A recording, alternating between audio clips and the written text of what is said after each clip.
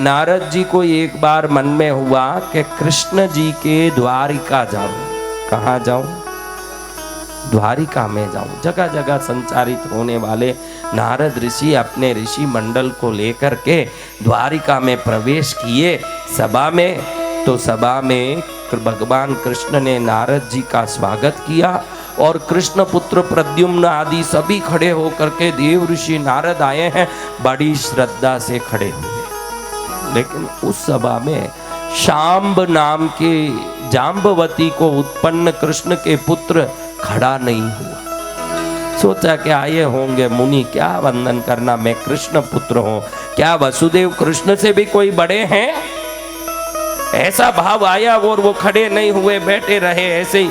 नारद जी अपने चोर आंखों से देख लिए कि भाई शांब खड़ा नहीं हुआ, और कृष्ण ने तो अपने समकक्ष में आसन लगा करके नारद जी को बैठाया। बड़े प्रेम से नारद ऋषि से बातचीत की, उनका सम्मान किया, अर्घ्य दिया, उनको प्रणाम किया। नारद जी अति प्रसन्न हुए, लेकिन शांब के इस व्यवहार से नारद जी के मन में खिन्नता उत्पन्न हुई। अच्छा शांब, तू मुझे नहीं मानता है, मैं तुझे सिखा दूंगा मैं कौन हूं। एकदम मन में एक भड़का आया। नारद जी मन में विरोध लेके निकल गए, लेकिन कृष्ण के पास बाद में समय पाके एक दिन नारद जी कहने लगे कि हे कृष्ण, तुम्हारी 16,008 पत्नियां हैं, लेकिन ये 16,008 पत्नियां जाम्बवती को उत्पन्न पुत्र सांब के पीछे पीछे घूमती हैं। ये क्या सही बात है? तो कृष्ण आश्चर्य में पड़ गया। अरे वो तो उनकी माताएं हैं देव ऋषि, वो उनकी माता है, मेरी पत्नी है, मेरा पुत्र तो उनकी माता हुई, तो वो क्या उनके सामने घूमेगी? अरे वो सब पागल हो गई है, उसके रूप से पागल होके अपनी बुद्धि खो गई है, इसलिए उसके पीछे पीछे घूम रही है, आप थोड़ा ध्यान दो इस पर। ऐसे बोल के कृष्ण भगवान के कान में बात डाल दी नारद जी ने। अब नारद जी की बात सुन के कृष्ण भगवान को आश्चर्य हुआ, सांब के पीछे पीछे कौन गोपिका स्त्रियां घूमेगी? फिर एक दिन सभी रैवत वन में, गिरनार के पास जो रैवत जंगल है, रैवताचल, उस वन में सब क्रीड़ा करके कृष्ण के साथ आनंद ले रहे थे। उस समय सभी कृष्ण पत्नियां घूम रही थी, अधिक उल्लास में सब इधर उधर नाच रही थी। उस समय में नारद जी ने सांब को जाके कहा कि तेरे पिता तुझे बुला रहे हैं, जल्दी जा। और सांब ने सोचा पिता का आज्ञा है तो मुझे जाना चाहिए। तो उस वन में जहां ये सब यूं नाच कूद कर रही थी, उसमें वो अंदर पहुंचा। जैसे ही वो अंदर पहुंचते ही नारद ने कृष्ण को कह दिया, जाके देख, मैंने जो बोला वो झूठ थोड़ी है, तेरा बेटा उन स्त्रियों के साथ नाच रहा है जो माएं हैं उनकी, और वो उसके साथ नाच के बदनाम कर रहा है अपने पद, पुत्र पद को। जाओ तुरंत संभालो इसको। कृष्ण भगवान को गुस्सा आया कि मेरा बेटा होकर के ऐसे क्रीड़ा कर रहा है। अंदर देखे तो सभी पत्नियां उधर नाच रही है, ये तो सांब उधर पिता बुला रहे हैं, ऐसे सोच के अंदर प्रवेश कर।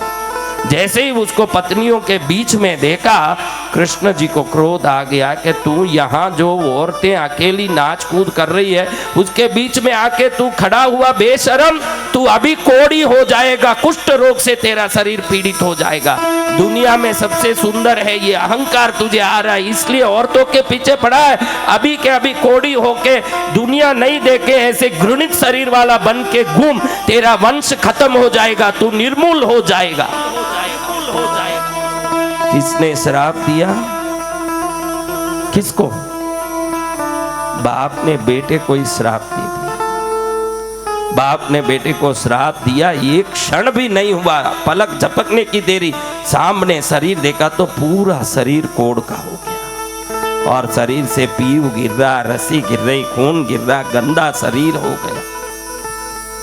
तुरंत एकदम घबराया कि ऐसा शरीर। शाम द्वारिका के सभी सुंदर युवाओं में सर्वोत्तम सुंदर युवा था। कामदेव भी जिनके रूप को देख के लज्जा जाए ऐसे रूपवान था। आज उसकी ये गति देख के खुद ही लज्जा गया कि अभी मैं कहाँ जाके किसी के सामने खड़ूंगा।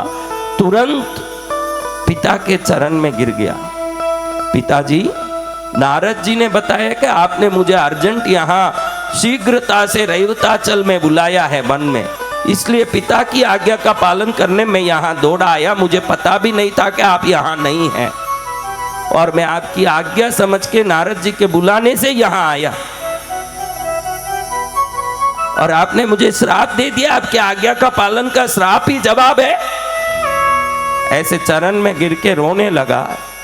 एक क्षण में कृष्ण जी ने नारद की सभी क्रिया को समझ लिया। तुरंत ध्यान में देखा, कृष्ण जी को मालूम पड़ गया कि सभा में आते समय उठ के खड़े नहीं होने के कारण शांब को अपमानित करने के लिए नारद जी ने यह काम किया है।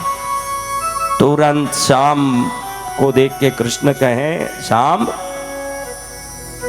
पूर्व जन्मों के कर्मों के कारण और दुर्वासा ऋषि का पूर्व जन्म में तेरे ऊपर श्राप के कारण इस जन्म में तुझे कोढ़ी होना लिखा था, जो मेरे मुंह से निकला है।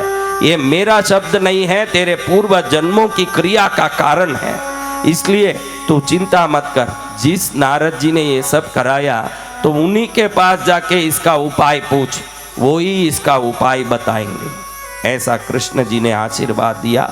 पिता का आशीर्वाद लेके शांब अपने कोढ़ शरीर पर कपड़ा ढकते हुए बड़ा छुपा छुपाए लज्जा के साथ पहुंच गए नारद जी के पास।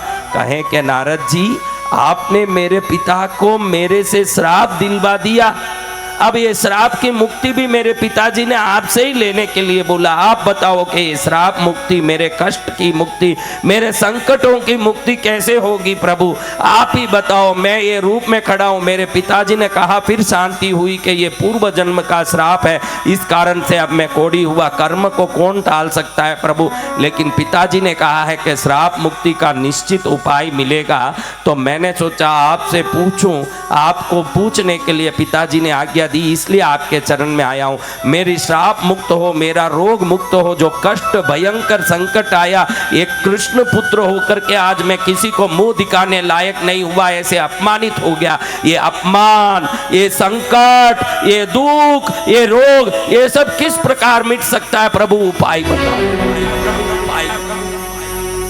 हे श्याम, इस संसार में जब भी रोग आता है किसी मनुष्य को, देव को, या किसी भी प्रकार के जीव को, तो समझना कि सूर्य देव उससे कुपित हुए हैं। किसी को संकट, भय या रोग आता है तो समझना सूर्य देव उसके कुपित हुए हैं। जिन जीव राशियों के जन्म कुंडली में सूर्य विपरीत हो जाते हैं, उन्हीं के जीवन में रोग, उपद्रव, पीड़ा, भूत लगना, प्रेत लगना। आप देखना, भूत प्रेत जिनको लग जाते हैं, सूर्य नीच के होने से लगते। किनके नीच के होने से? जो भूत लगे हुए लोग हैं, उनकी जन्म कुंडली देखो, सूर्य नीच के होंगे। रोग आए हुए लोग देखो, बड़े बड़े रोग, टीबी, एड्स, बड़े बड़े रोग, मौत गादी, कैंसर, सूर्य नीच के होंगे। शत्रु भय हो गया, सूर्य नीच के होंगे। और जो बलवान पहलवान है, आरोग्यवान है, किसी को भी एक मुक्के में मार सकता, सूर्य उच्च के होंगे, श्रेष्ठ स्थान में होंगे।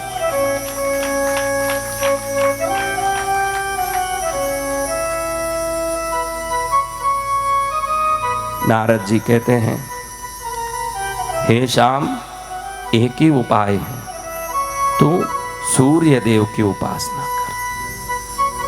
प्रभु, मैं तो सूर्य उपासना जानता नहीं, मैं चंद्रवंशी हूँ, मैं सूर्य उपासना जानता नहीं हूँ। सूर्य उपासना कैसे होता है, मैं सब तुझे समझाऊंगा। श्याम, चंद्रभागा नदी किनारे भगवान सूर्य ने 12 रूप धरा। कितना रूप? इंद्र, पूरे धरती में काम चले, 14 भुवन में काम चले, उसका ध्यान देने वाला इंद्र रूप सूर्य का रूप है। त्वष्टा, पूषा, अर्यमान, वरुण, मित्र, ये सभी रूप इंद्र के 12 रूप हैं। इसमें एक रूप धर के चंद्रभागा नदी किनारे मित्र बन के सूर्य ने तपस्या शुरू की। क्या पूरी दुनिया जिनकी तपस्या करती है, वो सूर्य देव को कोई तपस्या करने की जरूरत है? उन्होंने क्यों तपस्या शुरू की महाराज? हे नारद ऋषि, आप मुझे बताइए कि सूर्य देव क्यों तपस्या करते हैं? नारद ऋषि सूर्य ने क्यों तपस्या की और तपस्या से सूर्य देव क्या प्राप्त किए, ये जो कथा सुनाई यही सूर्य पुराण है जो हम आगे सुनने वाले हैं। इस कथा को सुनने के समय आत्मा में जितने पाप और दोष होते हैं ये सभी दोष मुक्त हो जाते हैं, ऐसे पुराण कहता है। दोष मुक्ति करने वाले सूर्य पुराण को सुनने के लिए चंद्रभागा नदी किनारे जहाँ सूर्य देव ने तपस्या की उसी जगह सांब ने सूर्य का मंदिर बनाया। उस मंदिर के पास सूर्य उपासना शुरू की। इसी कथा को हम आगे चल के सुनते सुनते इस सूर्य पुराण को जब सुनेंगे 2-4 दिन में ही आपको समाचार आएगा बड़े बड़े आपके आपत्ति विपत्ति संकट सब टल गए हैं, आपकी पीड़ाएं मुक्त हो गई है। क्योंकि इधर सूर्य देवता ही प्रसन्न नहीं होंगे, देवलोक के देवता भी प्रसन्न होंगे और पितृलोक के पितृ भी